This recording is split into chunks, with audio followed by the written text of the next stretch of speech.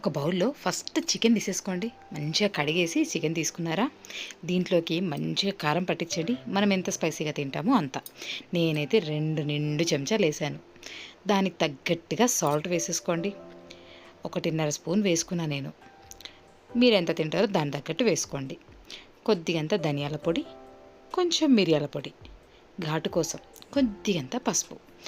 ఇంట్లో నూరుకుందైతే ఒక 2 చెంచాలు అల్లం పేస్టు, లేదు షాప్లోదైతే 4 చెంచాలు వేసుకోండి.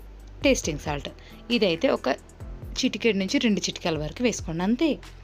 దీన్ని గరం మసాలా 1 స్పూన్ వేసేసుకోండి.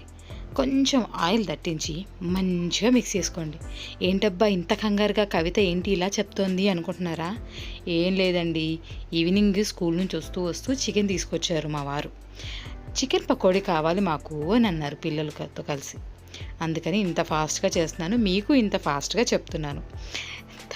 నా ఛానల్ని ఫస్ట్ టైం చూస్తున్న వాళ్ళు కన్ఫ్యూజ్ అవుతున్నారా? ఏమీ లేదండి, నా పేరు కవిత దేవరాజ్.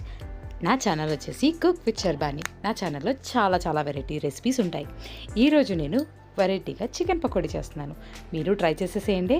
ఎలా వచ్చిందో కమెంట్ బాక్స్లో తెలియచేయండి. మీరు చేసిన పిక్ని ఇన్స్టా అండ్ ఫేస్బుక్లో నాకు ట్యాగ్ చేసేయండి. ఓకేనా ఫ్రెండ్స్? ఆల్రెడీ సబ్స్క్రైబర్స్ తప్పకుండా వీడియోని ఫుల్గా చూసి మీ ఫ్రెండ్స్ అండ్ ఫ్యామిలీకి షేర్ చేసేసేయండి. ఇప్పుడు దీంట్లో ఒక 2 ఎగ్స్ని వేసేసుకొని మంచిగా కలిపేసుకోవాలండి. ఎగ్స్ వేస్తే మనకి పకోడీ చాలా బాగా వస్తుంది. తప్పకుండా ట్రై చేయండి ఇలాగా. ఓకే, ఇప్పుడు దీంట్లో కార్న్ఫ్లోర్, మైదా అండి. మైదా 1 స్పూన్ వేస్తే కార్న్ఫ్లోర్ 1.5 స్పూన్ వేసుకోండి. చాలా బాగుంటుంది, క్రంచీగా వస్తుంది. మైదా కొంచెం తగ్గించినా పర్లేదు, క్రంచీనెస్ కోసం మనకు కార్న్ఫ్లోర్ కొంచెం ఎక్కువైనా పర్లేదు. అంటే 1 స్పూన్కి 2 స్పూన్లు కార్న్ఫ్లోర్ వేసుకుంటే పర్లేదన్నమాట. 1 స్పూన్ మైదాకి 2 స్పూన్లు కార్న్ఫ్లోర్ అలా వేస్తూ మరీ గట్టిగా కాకుండా మరీ పల్చగా కాకుండా పకోడీ వేసుకోవడానికి వీలుగా కలిపేసుకోవాలి. నేను ఆయిల్ పక్కన పెట్టేశాను. అండ్ ఇందులో ఇంకొకటి నేను కావాలనే వేయలేదు, రెండో వాయికి మీకు వేసి చూపిస్తాను. అదేంటో చెప్పనా? చెప్తాను. ముందు ఆయిల్ వేడైందే లేదో చూద్దాం ఒకసారి. ఒక చిన్న ముక్క వేసి చూడండి. మంట చిన్నగా పెట్టేసుకొని, ఆయిల్ ఆల్రెడీ వేడైంది, చెకింగ్ కోసం వేస్తున్నా. అయిపోయింది. ఇప్పుడు జాగ్రత్తగా, చాలా జాగ్రత్తగా వేయండి. ఎందుకంటే ఆయిల్ కదా, వేడిగా ఉంటుంది. జాగ్రత్తగా వేయండి. మనం పకోడీ వేసేసుకొని మెల్లిగా దాన్ని కాల్చుకోవాలి, కిందకి మీదకి చేసుకుంటూ. ఇప్పుడు ఇందాక చెప్పాను కదా, ఇదేనండి. ఫుడ్ కలర్ వేయలేదు దీంట్లో, ఎందుకంటే పిల్లలకి అని చెప్పేసి ఫస్ట్ వాయికి ఫుడ్ కలర్ వేయలేదు. బట్ ఈ ఫుడ్ కలర్ వేసినవి ఉంచలేదు, వెయ్యనివి ఉంచలేదు. కనీసం ఫోటోషూట్ కోసం అని బతిమలాడితే కొద్దిసేపు ఆపారంతే. తర్వాత మాయం చేసేసారులేండి, అంటే తినేసారనమాట. అంత టేస్టీగా ఉన్నాయి, అంత బాగున్నాయి. మీరు ట్రై చేసేసేయండి ఫ్రెండ్స్. ఎలా వచ్చిందో నా కమెంట్ బాక్స్లో తెలియచేయడం మర్చిపోవద్దు. చాలామంది నా ఛానల్ని చూస్తున్నారు బట్ సబ్స్క్రైబ్ చేయట్లేదు.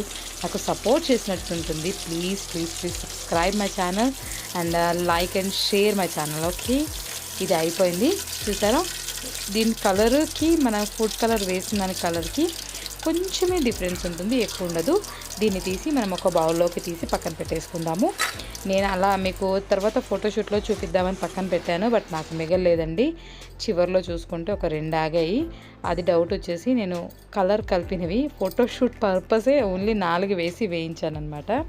తర్వాత మిగిలినవన్నీ వేసి వాళ్ళకి ఇచ్చేసాలండి. చూసారా, వీటి కలర్కి కొద్దిగా డిఫరెన్స్ ఉంది. అండ్ కొంచెం మనకు ఫుడ్ కలర్ వేస్తే క్రంచీగా కూడా వస్తాయి.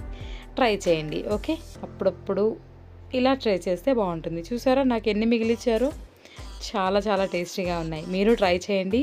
ఛానల్ని సబ్స్క్రైబ్ చేయడం, నన్ను సపోర్ట్ చేయడం మర్చిపోవద్దు. Thank you.